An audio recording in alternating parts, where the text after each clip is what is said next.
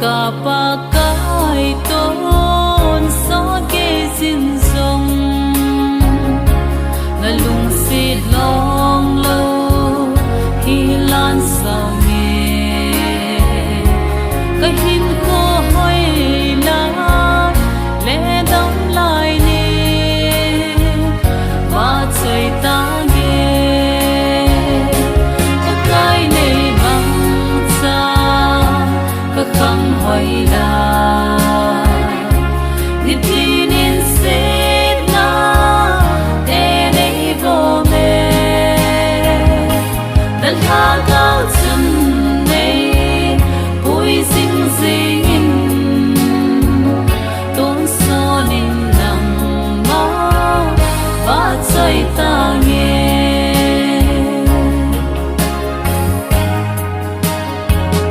và cài và trời na lá tha sa vin lấy xịt bùm pin pa cài và trời gần ngày đút na thu họ không leo tê đâm lại súng nghìn có cái này bằng xa có khăng hỏi là niềm tin in sẽ na để đây vô mê đàn ca cao chân này bụi xinh xinh tôn so nên nằm máu và trời ta nghe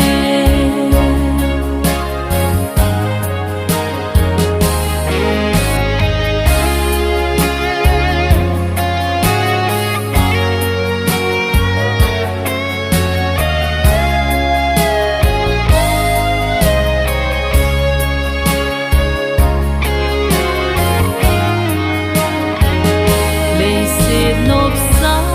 na lẽ hao na ho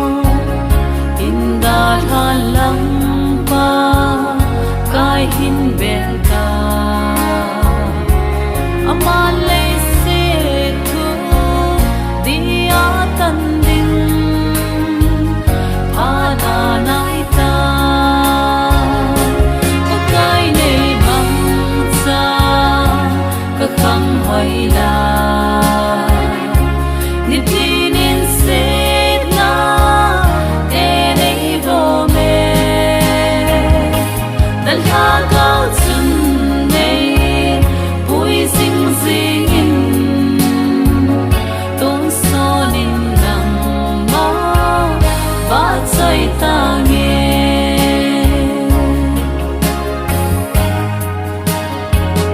và cái đi khô chú à hôm nay ta ít gì đi khô chú kim khát tê đi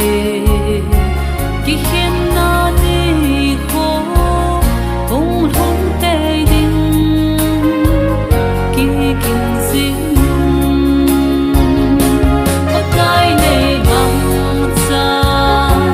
có khăng hỏi là